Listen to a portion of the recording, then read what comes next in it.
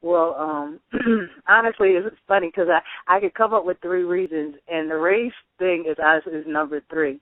Real talk, I think the main reason is because she's a woman now. There are women that get a lot of, accolades, but a lot of times when sportscasters look at women and critique female athletes, they're critiqued for their hair, for their clothing, and that sort of thing.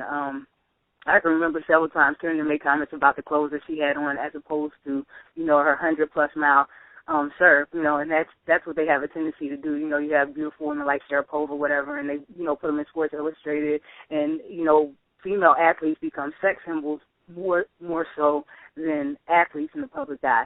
And I think that's the first reason why she doesn't get all the accolades that she gets. But then I think the second reason is the sport that she's playing.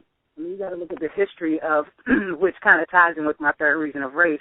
But, tennis is, that aristocratic sport. You look at maybe basketball and soccer, and you have people like Mia Hamm or Lisa Leslie who, they get their props for the most part. But you look at the sport, it's a rough and tumble sport. But when you look at tennis or golf or whatever, it's really hard for black athletes to get, the say that they deserve. Even Tiger Woods, he gets so much flack, for things that have nothing to do with golf, and it has a lot to do with him being black and coupling it with the fact that he's in a sport that is usually considered, for white people that have money, that sort of thing. So you're listening to The Lance J Radio Show. I'm with Krystal Darby. We're talking about Serena Williams, who lost on Friday last week in her bid to win the Grand Slam. She had won 4 consecutive major tennis titles, but she didn't win 4 in a calendar year. I was pretty mortified at the way that I felt that she was portrayed in the media as kind of, you see the headlines, Serena fails to close, or you see a lot of headlines that have negative connotations. I'm a little bit more disgusted, and the reason that Krystal's going to talk about this as a female athlete, as an African-American athlete, I'm more disgusted with the way that Serena Williams has been portrayed in the media for years. And for those that know me personally or listen to the show, I'm not one of those type of guys that thinks that everything's racist. So I don't believe if you ask your boss for a raise and he doesn't give you a raise, that means that he's racist. Or if a cop pulls you over because you have a broken tail light, that's because you're black and the cop is a racist. But it does bother me the way that Serena's portrayed. I mean, you have someone who, in my opinion, should be on the Mount Rushmore of female athletes, but it seems that she's too black, she's too dark, she's too from Compton, she's too street, she's too flamboyant. You see African-American athletes that are accepted within the mainstream media, but when you have this curvaceous, beautiful, radiant, flamboyant, someone who's very vocal on and off the court, that seems to intimidate the media, and that seems to intimidate middle America. And I'm just kind of getting Krystal's take on it. Krystal, what do you think, just as someone who is an athlete, how does it impact? You've played many sports and you've played professional football. What is the difference when you have interfaced with athletes of other races? How have you been treated in respectiveness to your non-African American counterparts? Well, I will say this, but I want to kind of tie it in as I'm talking. You say you're not the type of person to say that everything is, the man or racist. I kind of am that type of person, and so it's funny that I don't lean so much in thinking that this is racial. But as far as an athlete and dealing with, I guess, Caucasian or other race athletes playing professional football, because of the nature of the sport, I think there's a certain camaraderie that's built. You have tennis, which is an individual sport, and so you're looked at individually. And a lot of sports where women do get their due props, like Lisa Leslie or Mia Hamm or whatever, they are sports that women are much more physically active. And I guess I don't know if it's easier for America to accept someone in that tone as opposed to someone who's supposed to be in a pure white skirt, on the court in front of royalty. I think it's easier for America to accept that than it is for, a very black, dark, and her body is, African American. You know, she has very thick thighs. You know, she's a Clydesdale. You know, she's built to work, and I think that's like you said. I think it's intimidating.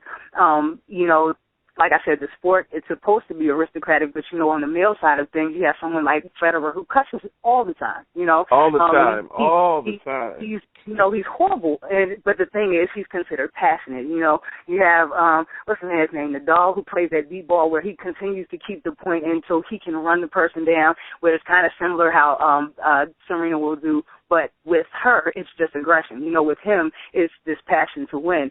And it's unfortunate, but I think it's because she's a woman and because she's black. I think it ties in together. And a lot of it does have to do with her being a woman.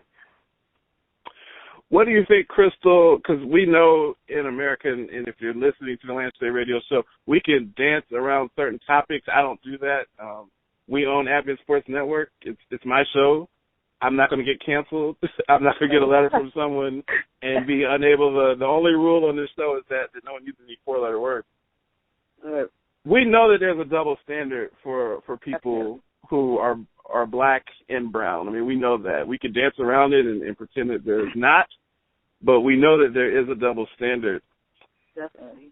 How does that relate to you as a woman? Because there's already a double standard for women, like you said. Serena's been known to curse out a line judge, and she's portrayed as kind of this evil, shrewish character when she does that. But you saw Andre Agassi in the 90s, John McEnroe in the 80s. These guys were famous for dropping F-bombs and cursing out opponents, cursing out line judges, throwing their rackets, breaking their rackets, all of that stuff.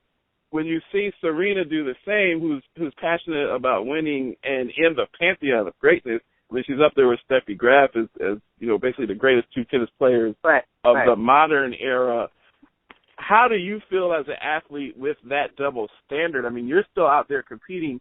You're still out there coaching. When you're instilling within the young ladies that you work with and coach, how do you handle that? Do you sit young people aside and explain that to them? Or do you just kind of sweep it under the rug? Well, I definitely, after having, you know, coached high school girls, you have to talk about it, especially me being the emotional person I am. I wear my emotions on my sleeve. For a black woman in America, there's always this constant catch-22 that you're in. Because if, for some reason, something happens, some sort of injustice happens to you, as a black woman, if you speak out about it, 9 times out of 10, you're looked at as an angry black woman. You know, that angry black, you know, running her mouth and carrying on. If you stand, even if you know, conduct yourself in a way that is respectful or whatever, you're still looked at as this angry black bee who is, you know, going on and on about whatever. But if you don't say anything, of course, then you got to die. You know, it just doesn't work out well for yourself if you don't fight for yourself and fight for the things that you need for your family and whatnot. But it's a constant thing that you have to deal with when you deal with referees who may say something or make comments, you know, because of how you look or whatever the case is, or may call your whole team, you know, a bunch of dykes or whatever the case is. You may have the other team cussing at your girls, and you have to figure how do you walk that line where we respect ourselves and respect each other, but we also stand up for ourselves. And I think it's important that Serena stands up for herself, because there are times where, you know, hey, I got to say something. I'm not going to take it. And there are times where there are white players that will contest the judge, and I feel as though she has the right to do that. But, again, because she's black and because she's a woman, there's that double standard where it turns her into an angry black chick as opposed to an athlete who's passionate about getting a win. I think, and this will be the last question of this particular segment, I also think you touched on it earlier. The way she looks is a major part of this. If Serena Williams, let's just tell the truth. If Serena Williams was 5'8", 155 pounds, and she had caramel complexion, she would be viewed differently in the media. If you have the same game, you know, same level of talent, but because of the way she looks and dresses, to me, this thing is deeper than just an athlete and an iconic sports person. This is about what defines beauty in the United States of America. Now, I look at Serena Williams, and I can't even say the things that I want to say on a Christian Sports Network when I think of Serena Williams. But I think of her as just being beautiful and just amazing and, you know, basically literally as if the Lord carved her out in stone out of a piece of ivory. Like out of a piece of ivory, exactly. That's what I see when I see her, and when I see her doing Revlon commercials and stuff like that. Right. Unfortunately, there are a lot of people that don't see that. They see someone, she gets attacked so much for her body. They see someone that they say has the muscularity of a male and is it feminine. I don't see that.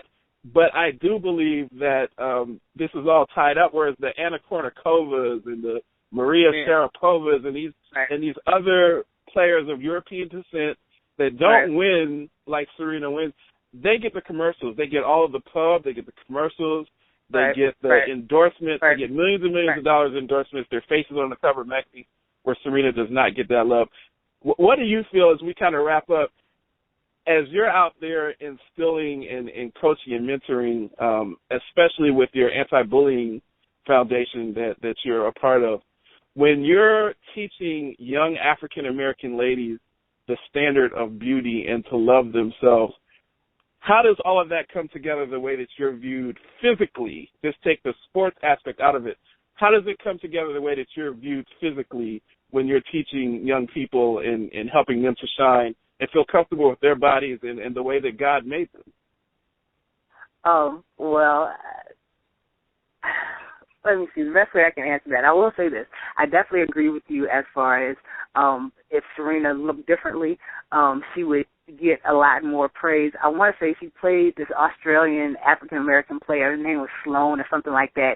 And I guess she looked, and I think she lost to her, which was kind of like an upset, but everybody jumped on that opportunity to say, this is the new Serena. She is, and they were ready, but, the woman lost like her next 10, 12 matches or whatever, and clearly she wasn't what they thought that she was, but because of her appearance, they were ready to buy into that. And as a black woman especially, it's different for me because I dress, I would say, more androgynous. I definitely don't wear dresses anymore. I stopped that a long time ago. When I dress up, I wear suits and ties. And so I deal with a lot of high school young ladies, and it's interesting to see how they relate to me. There's a certain, I guess, safeness that they feel with me because, I don't know, for whatever reason, but they confide in me a lot, and I talk a lot, and I talk to them a lot about, the things that they're feeling, and a lot of it has to do with how they look at themselves and how everyone else looks at them and whatnot. And more than anything, at the end of the day, women get it from every angle, every avenue. You have something telling you should look this way, you should look that way, you should look this way or that way. And when it comes to females, at the end of the day, if we personally do not feel good, there will never be anyone that can tell us that we look good. And so working with young women and the way that they perceive me, even if, from the back somebody might think I'm a guy because I do get served maybe 2 or 3 times a day. And I get that. I'm not upset with it because I understand the aesthetic of my clothing, But at the end of the day, I don't get angry with people, but I still at the same time, I'm a woman and I want to be a woman. I'm not trying to go through any changes, nothing like that. I'm completely happy with being a woman, and I try to portray that to my girls. And so I think them seeing me, even the way that I'm dressed and the way that I behave, even seeing me open the door for my wife when she comes to school and that sort of thing, seeing how I treat her, but even still am completely a woman. And I talk to them about being a woman and being precious and protecting themselves and, understanding how beautiful they are on the inside. And until that goal is met, it's kind of pointless to try and, get somebody to see anything else, And so I really try to, for the most part, try to get girls to just appreciate themselves. And that starts with loving them personally, individually, forming individual relationships with each one of them. So when they need something, they can come to me, they can get that love, and they don't have to look for love, in wrong places.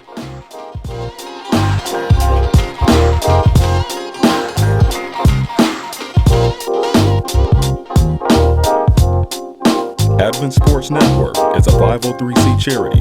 All advertising proceeds from the Lance J Radio Show are used to fund nationwide youth sports programs and the Advent Sports Network Mentorship and Development Institute, which provides opportunities for young aspiring Christian journalists to cover athletic events and produce sports-related programming.